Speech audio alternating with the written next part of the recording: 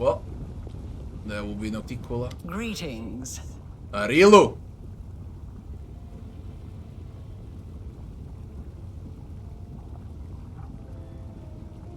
Greetings, Commander. Suture.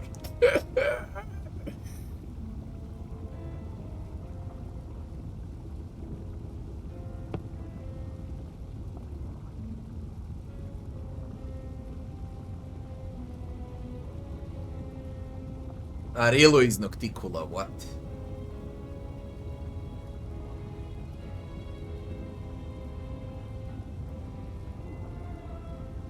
Fancy seeing you here. I have a lot of questions for you. You are looking for answers. That's good. That is why I am here. I have much to tell you. You have walked a long path, one where shadows constantly flicker at the edge of your vision, and questions multiply like flies above carrion. It is time for answers. At least, some of them. Areelu lifts her mirror and you fall into its cold, shimmering depths.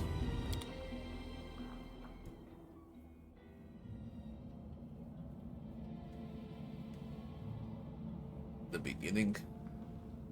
Day 16, Aridus 4715. Experiment, transformation. Subject, let's skip that. Objective, to embed the essence of a Nahindrian crystal in the soul of the subject. She did it to us. Expected result. The essence will coalesce with the subject's soul, which will ready itself for total transformation, triggering the concomitant powers. The time has come to put my plan into action. She did it to us. Mythic paths, mythic powers. The wound. You are my creation. Your power was my gift. Now you know. Areelu stares at you, her gaze unrelenting, probing. The witch is silent for a long time. When she speaks, her voice is unreadable, betraying no emotion. Let's say I believe you. Why did you need to do all of this? You are asking the right questions, but the time has not yet come. Ah, such special memories. Remember the laboratory, do you? I told you back then. Go on, look around. See all the ones Lady Areelu worked on. Here with us is definitely the place for you. Ah, the dredge grins in satisfaction. He really said that. The unseen angel does not speak, but his silence seems to thunder in your ears. Your power is of the same kind as that of Nulkineth, Jeribeth, and the other demons that you have met. The power of the Nahindrian crystal dissolved into the blood lies within your soul. I have already hinted at this to you once before, when I left the essence along with the Lexicon of Paradox in my old laboratory, and ordered the suture to make sure the gift found its way into your hands. Powerful na basu demon and the minion of a demon is Minago. Jeribeth that we killed. But there is more. Do you remember when you were taken to Canobris with a wound that would not heal? Do you remember how Terendelev apparently healed you? That was merely an illusion. The dragon was only able to temporarily dull the pain.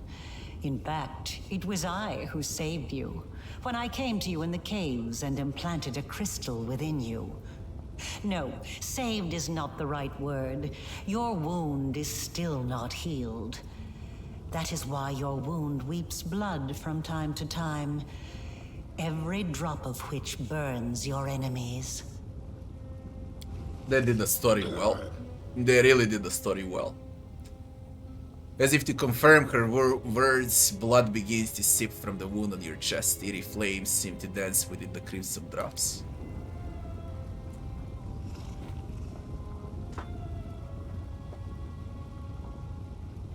This is pure essence of Nahindrian crystal. My invention is far superior to the crystals used by Xanther, which were barely refined at all. It will give you new strength and help you to overcome the wound that still slumbers within your soul. Take it. Take it, and you will see that this is the very power that has lived in you since the Battle of Canobris. With an elegant flick of her wrist, Areelu conjures a familiar purple shimmer in the air before her. Not much of a threat. Look at me. Before you know it, I'll be a decrepit heap of flesh just like some. But I still manage to keep living somehow.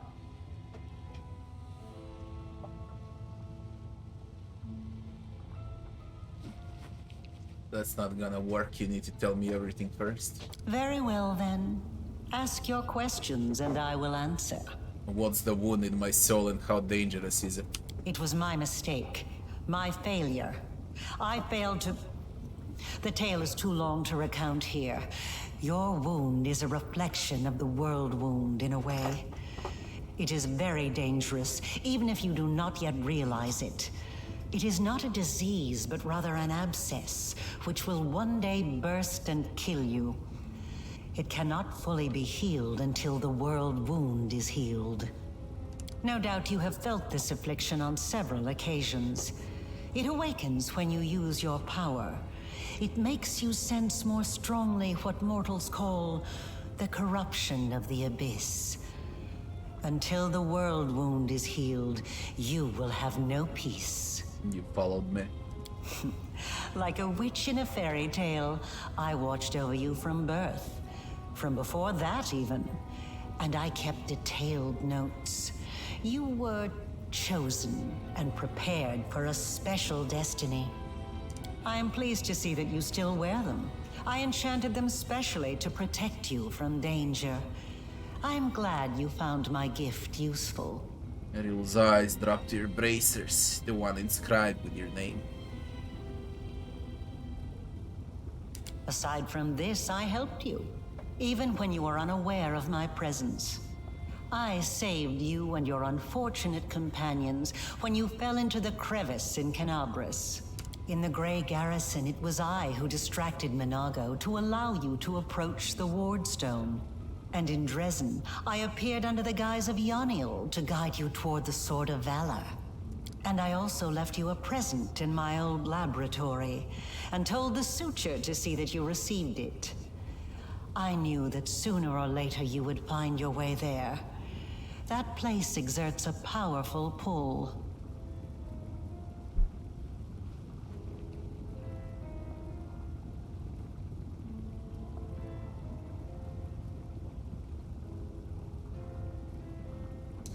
As it turns out, you helped me thwart the plans of your masters, Baphomet and Deskari. They are not my masters, they are a resource.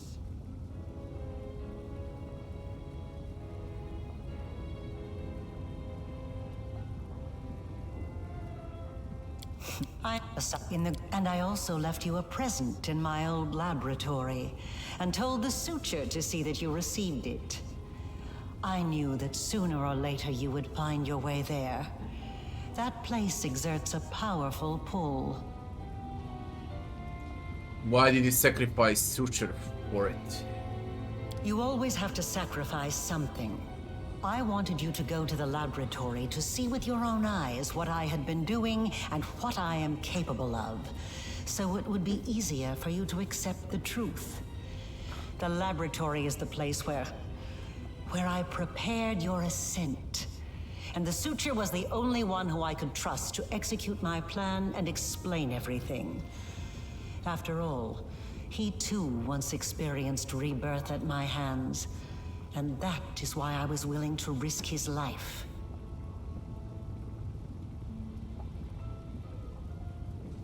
All you know is trickery and deceit. How can I trust you?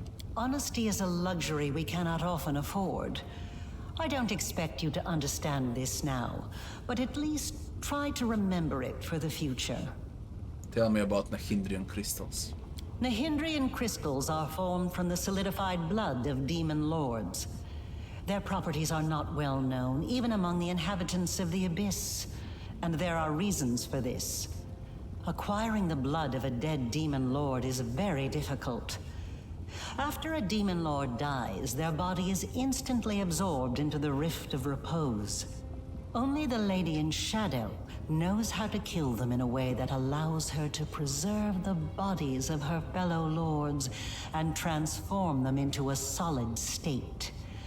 That means that Nahindrian crystals cannot be obtained anywhere other than the Midnight Isles.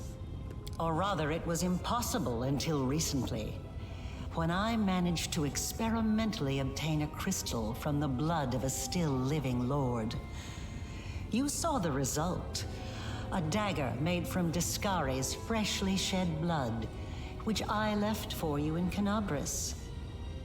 As regards the use of the crystals, that is a discussion that would take time, a very long time. Someday I will finish my groundbreaking treatise on the transformation of Nahindrian crystals, although it is unlikely I will ever publish it.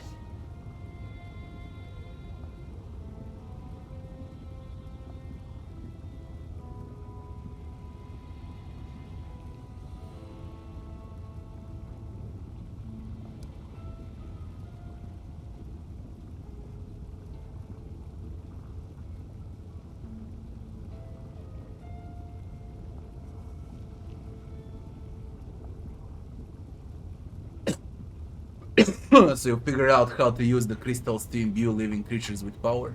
Not just any creatures. Demons. And half-demons. The soul must have a stable connection with the Abyss in order for it to receive the power of the crystal. Experiments involving tieflings and mongrels failed because the voice of the Abyss was not strong enough within them. What have you done to my soul? I'm not a demon. But I'm not a demon. I wasn't a demon either when I started. But there are always ways to circumvent, or even to override the laws of the universe. I changed myself by knitting my soul together with the essence of the Abyss. And I changed you. Do you remember the fits of rage that began shortly after Deskari's attack on Canabris? This is how the second half of your soul manifested itself. Not yet fully aware. Not yet awakened. It's a pity you did not choose to let your demonic nature take hold. The result would have been most impressive. All those arrogant crusaders, those knights with their eyes ablaze, those pious priests. They have installed at the head of their magnificent army a scion of the Abyss, the creation of the architect of the Worldwound, whom they so revile. Strange to see you here in Nocticula's palace. Well, who do you really serve, Deskari, Baphomet? Probably no one. Both. And neither. I have served both Deskari and Baphomet, and not merely as the lowest in the pecking order. But I do not think you'll be surprised when I tell you that to me, both of these mighty lords are merely convenient temporary sources of power. And their time is almost at an end. But the Lady in Shadow is different. She is the preeminent ruler. Soon you will understand this for yourself. My power is different from that of Jeribet, Nilkinit, and the other demons. Yes, because I taught Xanther and the other servants of Baphomet and Deskari the earliest version of this transformation ritual. I spent decades perfecting it until I obtained the power that I gave to you. Power in its most purified form. Cleansed of the filth and chaos inherent within the original blood of the demon lords. Your power is as pure as thrice distilled water. But it resonates with other powerful sources of supernatural power, such as the Sword of Valor. And your power can change. You must have realized this already.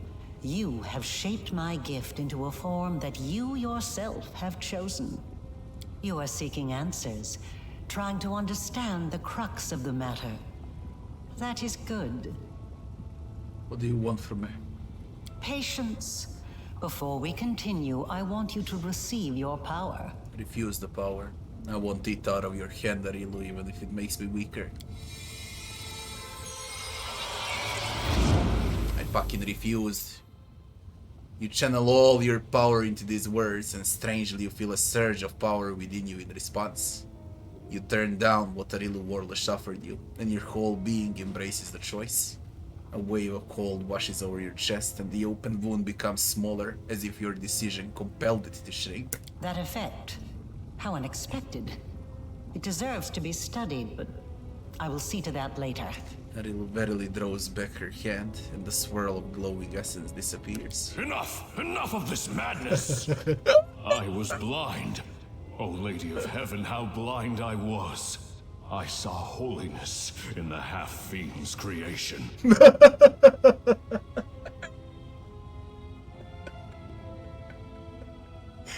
You know what I can tell about the Herald? He's so good that he never sees anything up front, okay? He fucks it up no matter where he goes.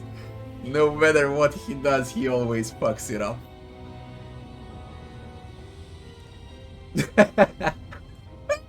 But is it truly possible? Angelic light in a creature of darkness? Am I tricking myself into thinking that I have been deceived? Forgive me, champion. I must leave you. I must collect myself. Pray. Reflect. Find me in the Nexus. There is no life in the angel's voice. He adds dully and disappears.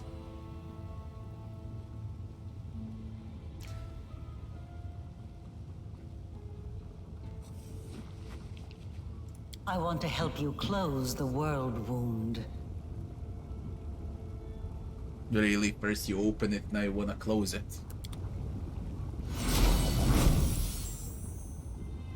Areelu's words are cut off by a quiet laugh. Sitting on a throne that was empty just a moment ago is none other than Nocticula. With flaming boots.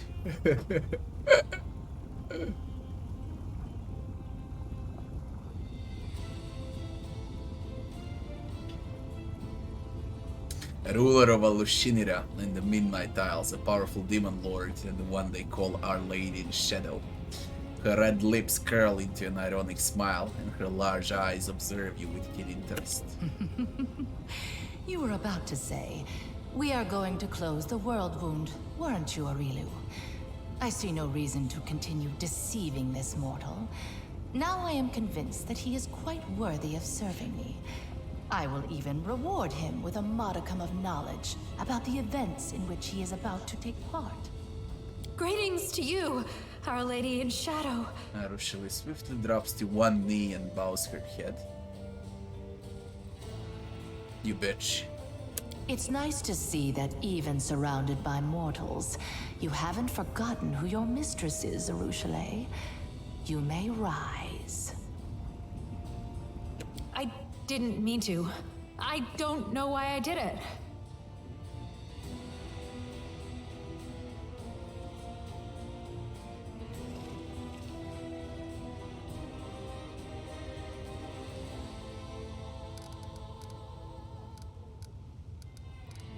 Reach for your weapon.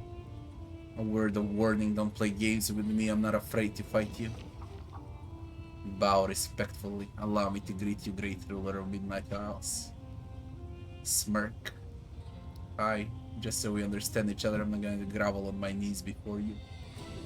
Smile charmingly. You're truly resplendent. Lady in Shadow will bring me great happiness to get to know you better.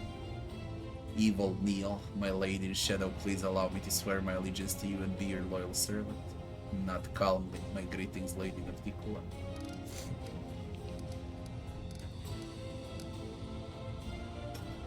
I have too many questions and I demand answers. You've been sitting on your throne and listening to us the whole time. Naturally. I am in the habit of observing my servants and guests while remaining unseen. Their private thoughts fly most eagerly from their lips when they believe themselves to be unwatched. And secrets exchanged in whispers are often invaluable. I demand answers. You are a guest here, mortal. A guest of the Lady in Shadow, the vanquisher of many a demon lord. I am the only one here who is entitled to demand answers. You may ask your questions when I allow you to do so. For now, remember your manners and greet me properly. Reach for your weapon. Don't play games with me. I'm not afraid to fight you. Do I truly frighten you so, mortal? That you must reach for your weapon? Don't be afraid. I won't hurt you. I have had my eye on you for a very long time. You see, it was at my behest that Lady Vorlesh imbued you with such incredible powers. But I was curious to see your worth as an individual, not as Lady Vorlesh's creation. Thus, I decided to postpone our meeting and see how you'd fare in Shamira, and whether or not you could win respect and power among those not so easily impressed by outstanding magical abilities. Well, you've passed my test adequately by proving that your character and your will are stronger than the Nahindrian powers Lady Vorlesh has vested in you. You are wise, my lady. However, only those who have never known or forgotten what it is like to be mortal can so easily dismiss the importance of power. To be someone whose life is fragile and can be cut short at any moment, like a candle snuffed out by a gust of wind. It is a shame your angel has left you, mortal. I would have liked to talk to him. I don't expect I will get another chance, as that celestial buffoon's days are numbered. Celestial buffoon. Celestial buffoon. Poor inheritor, man.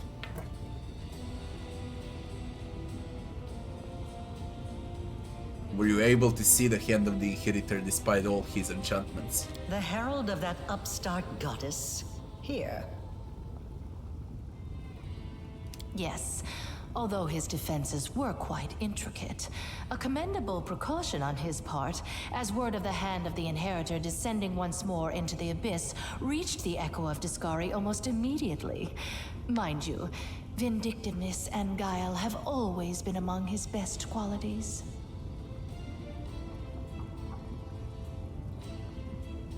The hand of the inheritor told me his magic deceived the eyes of all evil spawn of the abyss, but not yours. Perhaps you don't know everything about me yet, mortal. Perhaps you made the same mistake as many before you, and many who were more insightful and more powerful than you, by presuming to know what to expect from the Lady in Shadow. Tell me about Echo of Deskari. He is a strange creature, a bespoke creation, so to speak. Long before the Worldwound was opened, Deskari, that little cricket, was seeking a way to have some fun on Galarian and assert his influence there. One day, he decided to gather a few strong mortal followers, fuse them together into one being, and pump that being full of his own power, in the belief that something worthwhile would come of it. That is how the Echo came to be. To the great dismay of both the Echo and the Lord of Crickets, the Echo was greeted by Eredin, protector of humankind. Eredin gave the Echo such a thorough thrashing, the whole abyss thought him dead. And yet he was not. Cricket, the younger, is alive and well, though I cannot say the same for Eredin. But the Echo remembers his humiliation still. He hates anything and everything related to Eredin, especially his inheritor, Iomedae. Her heralds, her priests, her temples. He would hate Iomedae's pet pug, if she had one. Why does the Echo of Deskari prey upon the hand of the inheritor? Envy, humiliation, ego. The usual playthings of little boys from all planes and realities. The Echoes suffered more than one defeat. First at Eredin's hand, then under the onslaught of the forces of heaven.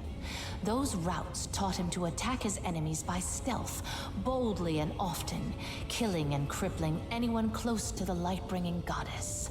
Now, it seems, he has decided the time has come.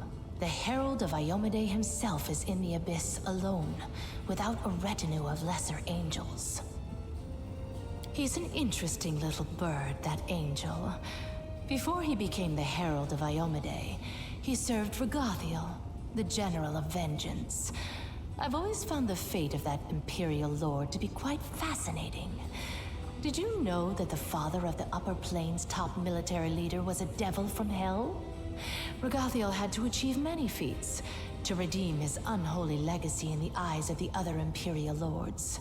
But he did. A remarkable tale, is it not? Conversation is interrupted by a concerned-looking succubus who silently approaches Nocticula and then begins fervently whispering into her ear. Nocticula's expression turns hard and cold as Nocticula ponders the new development. The messenger makes eyes at you playfully. You recognize those green eyes, except they were awash with pain when you last saw them. Their owner, bleeding out in the caverns of the succubus in the Nexus, the one you first encountered. The succubus smiles slyly and gives you a wink. There is a steel in Nocticula's voice, another island, another loss. Enough, I warned them that I would not stand for the desolation of my realm. They've not hidden me, and they will regret it. Go to your sisters and tell them to prepare. The green-eyed succubus I know her. You already met Lulia, my talented assistant.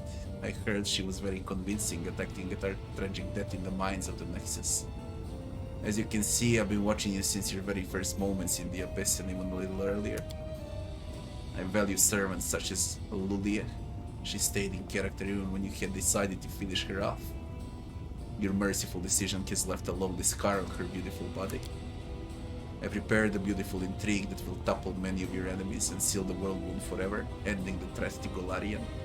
And you have the chance to become part of that intrigue.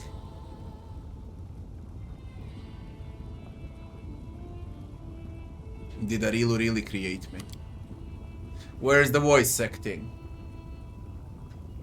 She certainly had a hand in your present state of existence. Lady Vorlesh designed the Worldwound, a magical phenomenon with the unfathomable power.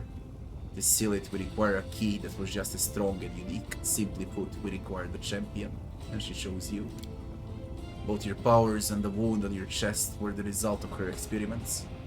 When she infused your soul with the essence of the Abyss, of course, you remember none of that. Everything was done in secret. Even the power granted to you was purified, to the extent that it was possible, so that you would not guess its source ahead of time. In trial after trial, we watched your will be tempered, and when the time came, we started filling you with the energies of the Nahindrian crystals. These energies are necessary for the task at hand. Everything that's happened to you was part of my intrigue. I was gonna summon you and reveal the truth when the time was right. Instead, you followed your queen's orders and arrived here early. One can only hope that you're prepared to accept the truth. Everything has its price. Your wound was, in essence, the flip side of all my experiments. There was a reason why we required a true champion, not merely a living tool whom we could fling into flames of the Worldwound and close it like any lesser reft. I think you should know that. Don't be too hasty with him, burden him with enough revelations for now. Give him time to become accustomed to the truth about himself, then you can share all the details.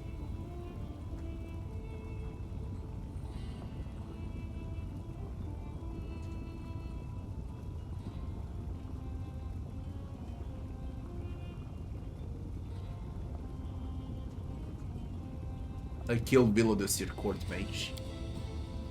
I'm aware of this, of course. It is lamentable in a way, since his fear of me was strong enough to make him impeccably loyal. However, his death is but a single move in a much larger game. In games like this, losing a few pawns is unavoidable.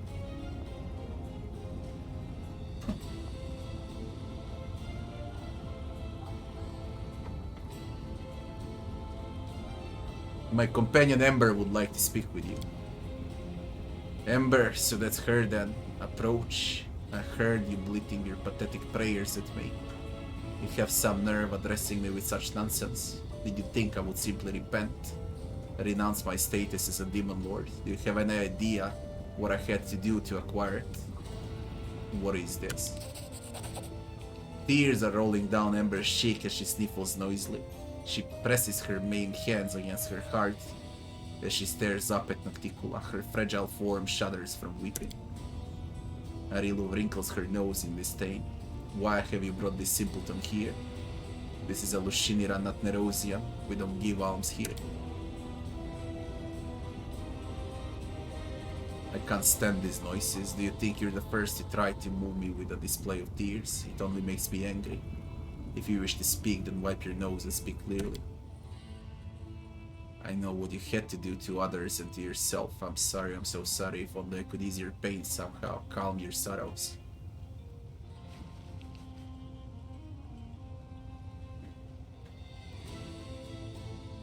You should hear her out. In my realm, I decide to whom I should listen and whom I should hang. Be quiet. You want me to hear the girl out, then let her babble until I tire of her. So where were we? My pain, my sorrows. What nonsense are you talking? Don't tell me you pity me. After taking a trembling breath, Ember wipes the tears streaming down her face. I'm so sorry. You're the most miserable soul I ever seen. I've seen people burned alive, people being devoured by monsters, people burying their children. They were in pain, so much pain. I never seen anyone in as much pain as you. What is this, Sasharin drivel? What do you even know of me, Net? I've seen your city. You were the one who built it. It is the way you wanted it to be. It holds all of your dreams, all of your heart. Everyone in the city is suffering. Everywhere, all the time, every minute. All who live here are hurting and scared. If these are its citizens, how miserable must its ruler feel? And this is why you brought her to me for. You think this infantile shiveling is worthy of my attention? Seen it through to her wisdom more than once. Perhaps it would benefit you to listen to her as well. I doubt you'll be able to understand her message. You're a demon, of course. Speeches about goodness makes no sense to you. I don't know, I just thought it would be amusing to bring you two together and listen to what a feeble-minded preacher might say to a demon ruler. I've seen the truth of her wisdom more than once. Listen. As if I haven't seen enough sentimentous wars in my life. Nocticula stares Ember straight in the face. So what do you suggest I do, preacher? Beg the good gods' forgiveness, devote myself to serving a sword-swinging upstart perchance? Or that old crone, the moon? No, gods can't help anyone. They're just like us mortals, silly, frightened, clueless. You're almost a goddess yourself. You know better than anyone that no one can save you, no one except you. Save me from what exactly? From yourself, from what you've done to yourself, from the city you imprisoned yourself in. You're a queen, but you're the queen of pain and filth. Your realm is a realm of your own suffering. You're almost a goddess, yet you can't do anything you want. You can do anything you want, so why won't you make yourself happy? You could become the Redeemer Queen. Tilting her head back, Nocticula explodes with wild laughter. Her body is shaking and she doubles over, slapping her thighs with her palms. When she's finally done laughing, she catches her breath. The Redeemer Queen, that's new. Never in all my years have I heard anything like that. She wipes the tears from her eyes. Well, child, enough joking. Get out of my sight or I'm afraid I might decide to keep you here forever as my fool. Upon giving Nocticula one last smile, Ember ducks behind your back. You hear her whispering, do you think she took my words to heart? I doubt it. I still hope she did though. I told you to get out, don't wanna hear your squeaky voice again. I wanna ask you about other powerful denizens of the Abyss. What's your relationship with Areelu? She works for me, isn't it obvious? Lady Vorlesh is very talented. She may be the most brilliant and capable mind ever to come from your plane. And the guile she used to betray one demon lord master after another impressed me so much that I offered her the position of my advisor on the matters of magic. Naturally, this team Lord Goat and Lord Locust don't know a thing about the betrayal of their faithful lackey Lady Vorlesh. I plan to keep it a secret for a while longer. Betrayal is too strong a word. I opened the path to Golarion for those two, and I told them how to extract power on Nahindrian crystals. That will suffice. Doesn't it bother you that Areelu serves another master? Not prone to jealousy. Let Deskari think Lady Vorlesh serves him still. His bug brain seems incapable of sensing betrayal. As for Baphomet, he, like any talented liar, is most vulnerable when he's trying to deceive someone else. He was so pleased to have fooled Deskari that he became blind to the treachery that was happening right under his snout. In truth, Lady Vorlesh's loyalty is mine alone. Loyalty is for fools. Shared interest, that is what rational minds rely upon. That and fear. No one in the right mind would oppose the Lady in Shadow. How did Areelu become your servant? When the Worldwound was first opened, it only led to Deskari's realm. But then there was another more powerful breach. The wound expanded on its paths, now passed through my realm, and Baphomet's as well. For long, all sorts of interlopers had heard about the power contained within the crystals here, and the Midnight Owls were soon overrun with agents from my new neighbors. They flouted my embargo, burrowing greedily into my rocks, stealing my crystals. The main culprit was one Areelu Vorlesh. She was the one who discovered the energies of Nahindrian crystals. I had captured her and was about to carry out her agonizing execution, when Lady Vorlesh offered me something I desired even more than her death. She entered my service, and her main task since then has been to close the Worldwound. Once it is sealed, my realm will once again be cut off from those of Baphomet and Deskari, and their slaves will no longer be able to infiltrate my islands with such ease. Do you remember the elven archmage who used to serve you thousands of years ago? He's still alive, we know each other. Really? He was well past his youth even back then, and now just how old is he? Can mortals even live that long, well apart from your immortal Aslanti? Say hello to him on behalf of the Lady in Shadow, and tell him that one who replaced him has disappointed me immensely with his incompetence. No matter how hard he tried, he could never live up to my magnificent elf. You know, you managed to surprise me, a rare occurrence for someone who knows just about everything. Are Baphomet and Deskari your allies?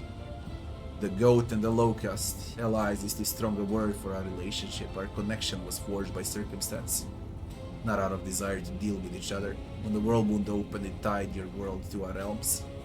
I did not join my armies with theirs, but I was forced into making peace with them so as not to get bogged down in a tiring and distracting war.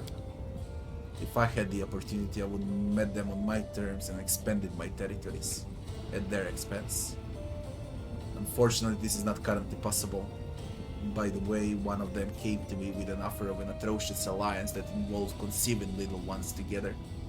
I'm still contemplating the specifics of my refusal. It needs to be clear and unambiguous. Everything is clear. I want to know more about you. Recounting my whole story would take longer than your brief mortal life allows. The list of demon lords I've slain is endless on its own, as is the number of islands under my rule. And that's just the past. There's also my future. How did you become a demon lord? Bear in mind I've always been unique ever since I was born. I was the first succubus of the abyss, the perfect specimen of my race.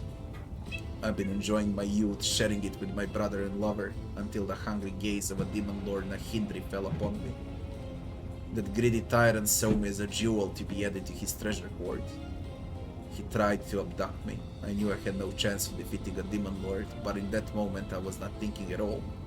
I was fighting for my freedom. When it was all over, Nahindri was dead. I eviscerated him, and for many days afterward, blood spewed from his open carcass. First his body turned to stone, and then his blood, which had been flowing like a stream, began to crystallize into massive purple glaciers. Now do you see why they're all called Nahindrian crystals? Perhaps they should be called Nocticulan's crystals. Because as Nahindri blood crystallized, so did my understanding of my power.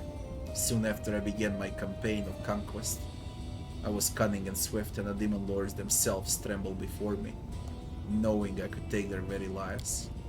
Only when all of the Abyss spoke my name with terror and reverence did I decide that I had killed enough. I had a realm, I had a power I no longer shared with my brother, I had servants, and most importantly, I had safety. No one has ever repeated all Nahindri's mistakes. No one has tried to make me their slave. Are the Midnight Isles really the corpses of a slain demon lords? Yes, my realm is quite literally built on the bones of my slain enemies. Ironic, isn't it? How did you turn the dead demon lords into islands? Surely you don't expect me to reveal the secret to you. There is no need for mortals to learn the weaknesses of demon lords. All I can say is that everything started with my desire for revenge. After I had dealt with Nahindri, I was furious at the thought of the wild, lecherous wretch just teleporting over to the Rift of Repose, where he could turn to stone and stay there to rot for the remainder of eternity. I want to trample his foul corpse, to keep his bloodied body with my sight forever. I yearn to display my glorious trophy to all of the Abyss. And that's when my power first manifested. I studied my newfound abilities and learned how to use them. Before long, I possessed not just one island, but an entire archipelago. What do you plan to do next? Subdue all of the Abyss? Possibly. Or perhaps I have something grander in mind. The Abyss? Who cares about the Abyss? No more questions. Wish to inform you of a treason. Is that so? Who is it you decided to inform on? And more importantly, how did you learn of those traitors and how credible are these accusations?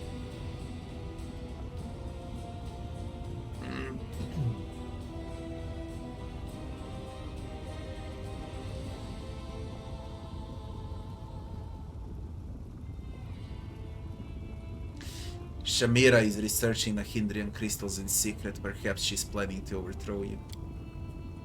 How nice of you to warn me. I'm impressed. I do wonder, however, did you really think I was unaware of this? Or did you merely want to demonstrate your loyalty? Either way, I appreciate you telling me. I will take this as a proof that I can rely on you. Aspect of us. You're very astute to uncover Shamira's desire to dethrone me. And it was particularly sensible of you to keep your mouth shut about the secrets of Nahindrian crystals. I suppose your caution calls for a reward. At a snap of Nocticula's fingers, one of the servants approaches you and presents you with a delicate package wrapped in a gossamer-like silk. Aspect of the asp. Too bad I can't see it immediately. Mining Nahindrian crystals is a surefire way to sink the island the crystals are on the bottom of the Ishiar. I assume you understand why all who attempted to procure them on Alintia were executed. At least you didn't tell Shamira about the mines you found. The last thing I need is the ardent dream burrowing under my capital. Why do you still tolerate Shamira? Someone has to deal with trivial matters. Shamira betrayal was assured the moment I made her my favorite. Just as Ephorian before her. The second always dreams of rising to be the first. I know the feeling well. A friend of mine, the storyteller, has peered into the future. In his vision, Zamira was sending demons after you. The demons were strengthened by Nahindrian crystals. You are a font of knowledge, my dear guest. Let's just say I'm not surprised by her appetites. The ambitions of that brat, or her lecherous goat of a sire, were bound to surface sooner or later, but your warning will encourage me to keep a closer eye on her. You could have gone to Zamira with this and received a payment for your silence. Your foresight must not get unrewarded. We received a secret ingredient. What exactly are you offering me? When the Worldwound opened, I was pleased my realm was not connected to another plane. I wanted to make it into a crossroads of worlds, a place where demons, devils, and even angels could meet. The wound was a convenient path along which I could advance my ideas, but the Midnight Isles were not only realm that had been linked to Golarion through the wound. Deskari and Baphomet now also had a way from their realms into your plane. Their servants flooded my islands and spread out across them like a plague of locusts, killing guests who were under my protection, questioning my rule.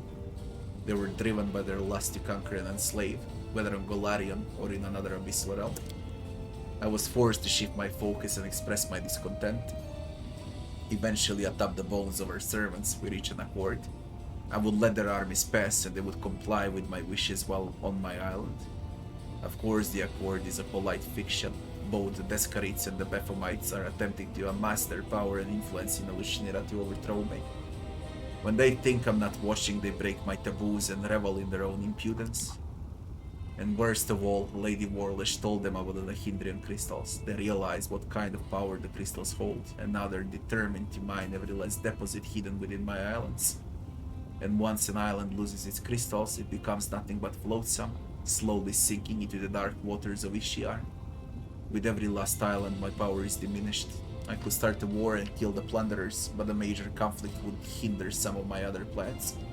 So instead, I will teach my neighbors a lesson by orchestrating their ignominious defeat at the hands of a mortal. If you're so powerful, why do you need me? If I were to make a move myself, we could start a war. Not that I'm afraid of doing so, but it would hamper my more important plans. Baphomet and Deskari could never best me. But I could sow enough chaos and spill enough blood that visitors from other planes would shudder at the mention of Shamira. I will wage war on my own terms in the shadows, and I will remain unseen until I drive my blade into my enemy's back. And since Galfrey happened to send you to my realm, you have the honor of becoming my blade. Be glad you're wielded by skillful hands. We should also reveal how exactly our blade will be employed. We can discuss the details later when the moment is right. Now is not the time for idle conversation. So how exactly do you plan to close the Worldwound? A complicated magical process. You will receive precise instructions once you capture the Threshold Fortress on Golarion. There, at the exact spot where Lady Vorlesh opened the Worldwound, you will be able to close it. But first you'll have to crush the Guardians of the Threshold, and their forces are growing by the day. Shamira, Baphomet's daughter, is mining a large number of Nahindrian crystals in my realm. These crystals are her secret weapon. No army in Golarion can stand against them. You must stop Shamira. If you do not, your world will fall and my plans will suffer significant harm. At one time I disclosed the secret of transformation to two servants of Baphomet and Deskari, Zentirveng and Mutasafen. It was a well-calculated gambit, which bought us time and assured both Deskari and Baphomet of my loyalty. Mutasafen is Shamira's favorite. He oversees the transformation of army. Shamira is currently on another island far from here. The route to that place is plagued by pirates, monsters, tempests, and other more terrifying dangers. Have you heard of the living bubbles of frozen time that swallows airships? And when the ships reach port, their crews discover they've been gone for 100 years? That is not the strangest occurrence you could encounter on your journey.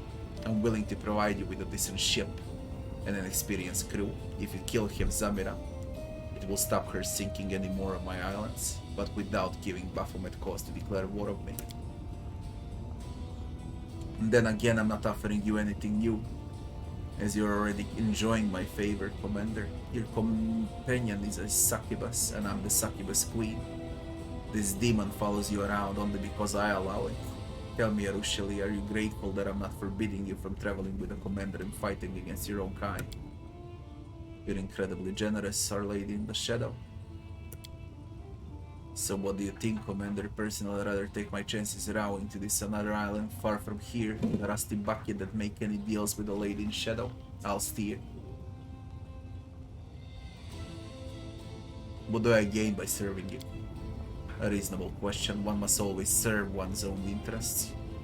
Rest assured that you will be adequately rewarded. I will give you gifts befitting your ambitions, and my patronage, which you can certainly count on, will prove more valuable than any enchanted trinkets you could dream up.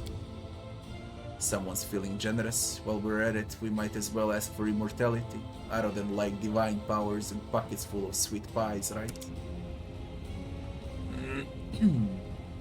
I can grant you immortality as well. If you think it will only reward the Commander for his service, you're mistaken. I can grant every one of you whatever you desire, most.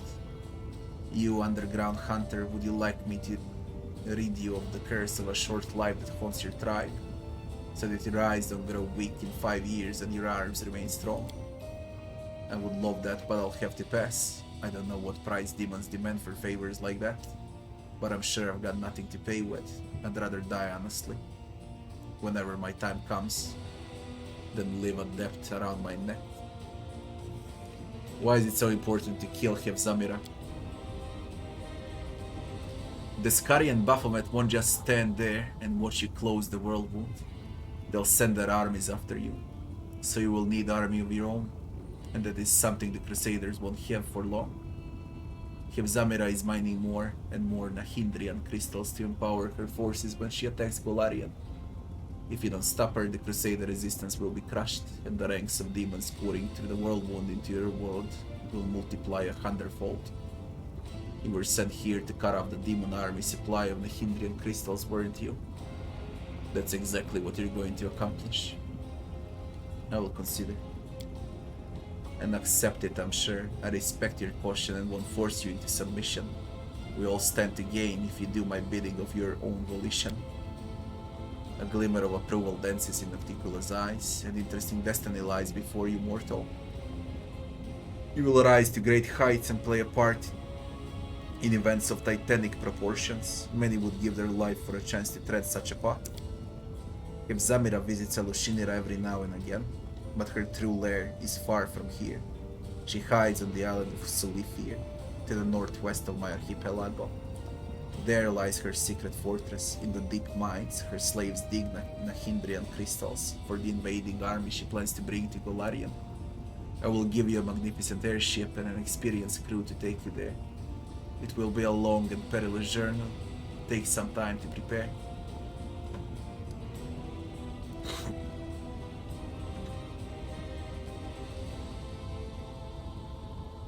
If I'm to depart for Solitude, your guards must watch over my camp in the Nexus and all who are residing there. I will send my assassins to assure no harm comes to your entourage. Be grateful for my patronage, mortal.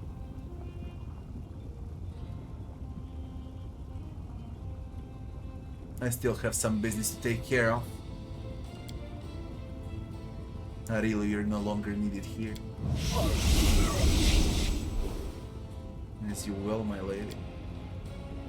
Nocticula casts a piercing glance at the spot where Areelu was but a moment ago, then stops you with a commanding gesture.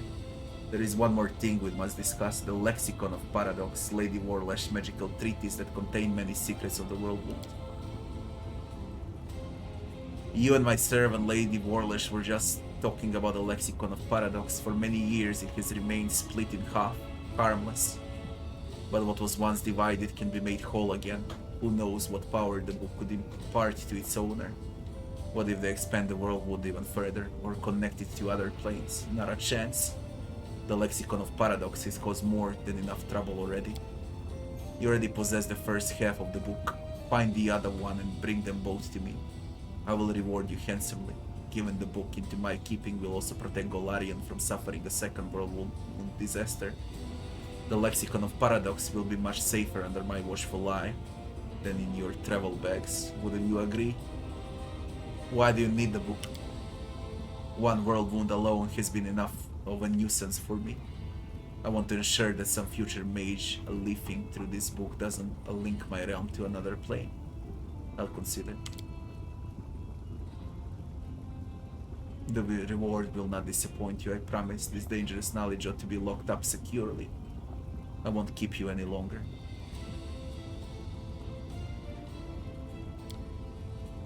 You've taken a liking to my city, I see.